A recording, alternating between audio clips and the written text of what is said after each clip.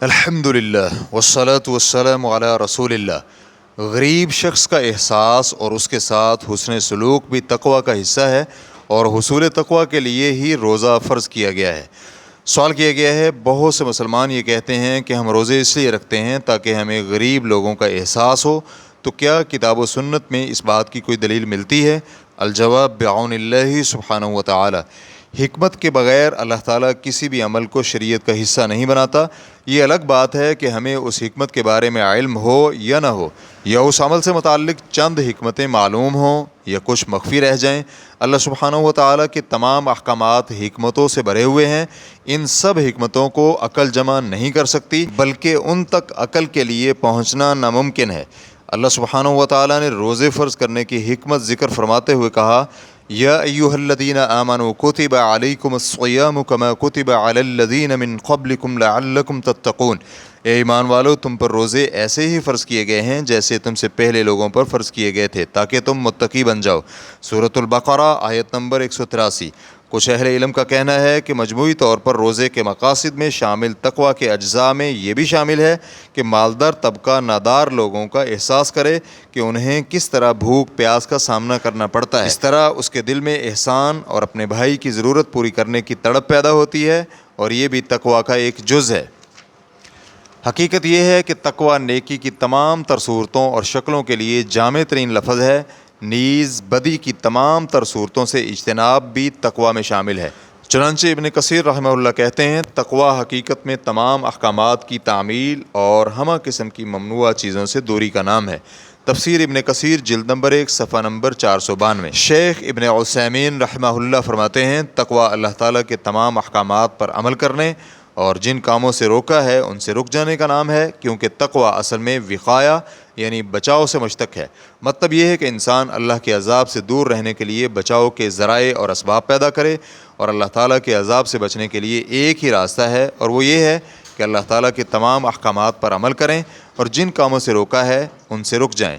Reference کے لیے دیکھیے مجموع فتاوی و رسائل عثیمین جلد نمبر 24 صفحہ نمبر 40۔ کتاب و سنت میں ایسی کوئی واضح نص موجود نہیں ہے جس میں یہ بات مذکور ہو کہ اللہ تعالیٰ نے روزے فرض ہی اس لیے کیے ہیں کہ ہمیں غریبوں کا احساس ہو۔ تاہم جن اہل علم نے یہ بات ذکر کی ہے، انہوں نے اس بنیاد پر یہ بات کی ہے کہ غریبوں کا احساس بھی اسی تقوی میں آتا ہے، جس کے بارے میں قرآن پاک میں صراحت ہے کہ حصول تقوی ہی روزہ فرض کرنے کی حکمت ہے۔ انہوں نے اسے روزے دار کی حالت سے جوڑ کر یہ بات کی ہے۔ ویسے بھی شریعت ایک دوسرے کی غمخواری اور مسلمانوں کو باہمی شفقت اور تعاون پر ابھارتی ہے۔ سعدی رحمہ اللہ کہتے ہیں، اللہ تعالیٰ نے روزہ فرض کرنے کی حکمت ذکر کرتے ہوئے فرمایا، لعلکم تتقون، یعنی تاکہ تم متقی بن جاؤ۔ اور سب سے زیادہ تقوی روزہ رکھنے سے ہی پیدا ہوتا ہے، کیونکہ روزے کے دوران انسان اللہ تعالیٰ کے احکامات کا پابند اور برائیوں سے دور ہوتا ہے۔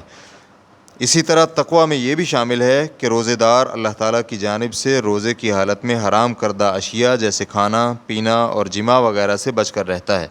حالانکہ دل ان کاموں کے کرنے کا دل دادہ ہوتا ہے، اس کے باوجود یہ کام نہیں کرتا، صرف اس لیے کہ اللہ تعالیٰ کا قرب حاصل ہو جائے اور وقتی طور پر ان چیزوں سے دور رہنے پر اجر و ثواب حاصل ہو، تو یہی تقوی ہے۔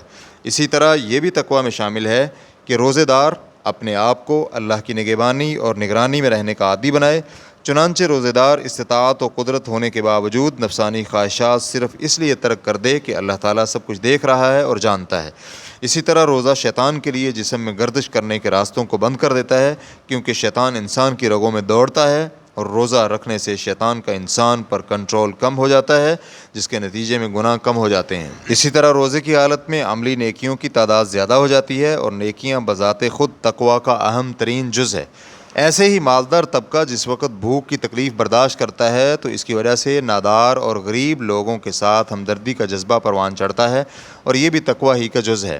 تفسیر سعدی صفحہ نمبر 86۔ شیخ محمد مختار شنقیطی حفظہ اللہ کہتے ہیں، روزے میں خیر ہی خیر ہے، کیونکہ روزے مالدار لوگوں کو غریبوں اور ضرورت مندوں کی یاد دلاتے ہیں، کیونکہ انسان کھانے پینے کی استطاعت کے باوجود بھوکا ہو اور پیاس محسوس کرے، یا اسے اندازہ ہو کہ غروب آفتاب کے بعد ہی کھانے پینے کے لیے میسر ہوگا، تو اس طرح ان غریبوں کا احساس دل میں پیدا ہوتا ہے جنہیں کھانے پینے کے لیے کچھ بھی میسر نہیں ہے۔ چنانچہ یہی وجہ ہے کہ اہل علم کہتے ہیں کہ روزوں کا ایک بہت بڑا فائدہ یہ بھی ہے کہ روزہ انسان میں غریبوں کا احساس زندہ کر دیتا ہے، بالخصوص مالدار طبقے کے مردہ احساس میں جان آ جاتی ہے، کیونکہ مالدار شخص بسا اوقات اپنے غریب اور محتاج بھائیوں کو بھول جاتا ہے۔ وجہ صرف یہ ہے کہ وہ خود مالدار ہے، جیسے کہ اس قلبی احساس کی جانب اللہ سبحانہ و تعالیٰ نے اشارہ فرمایا ہے، کلا ان الانسان لیطغی ان رآہ استغنی، یقیناً انسان سرکش بن جاتا ہے جب دیکھتا ہے کہ وہ مالدار ہو گیا ہے۔ سورۃ العلق آیت نمبر 6 اور 7۔ اس لیے جب انسان کی جیب بھاری ہو جائے تو دماغ پر سرکشی سوار ہو جاتی ہے، لیکن جب غریبوں کی طرح فاقے کرے اور انہی کی طرح پیاس برداشت کرے تو پھر اسے اپنے غریب اور محتاج بھائیوں کا خیال آتا ہے اور ان پر دست شفقت رکھتا ہے۔ ریفرنس کے لیے دیکھیے شرح زاد المستقنع جلد نمبر 7 صفحہ نمبر 100 مکتوبہ شاملہ کی ترتیب کے مطابق۔ ہم اگر روزہ رکھتے ہیں تو صرف اللہ تعالیٰ کی عبادت اور رسول کریم صلی اللہ علیہ وآلہ وسلم کی اطاعت کے لیے، تاکہ ہم تقوی الہی اپنے دلوں میں پیدا کر سکیں، کیونکہ اسی تقوی کی بنا پر ہی دونوں جہانوں میں کامیابیاں ملیں گی۔ نیز غریبوں کا احساس کرنا بھی تقوی کا حصہ ہے، اور اسی احساس کی وجہ سے دل میں ان کے غم بانٹنے کی کرن روشن ہوتی ہے۔ واللہ تعالی اعلم۔ اسلام QA ریکارڈنگز مؤسسۃ الشیخ محمد صالح المنجد، المملکۃ العربیۃ السعودیہ، فتویٰ نمبر 232635۔ والسلام علیکم ورحمۃ اللہ وبرکاتہ۔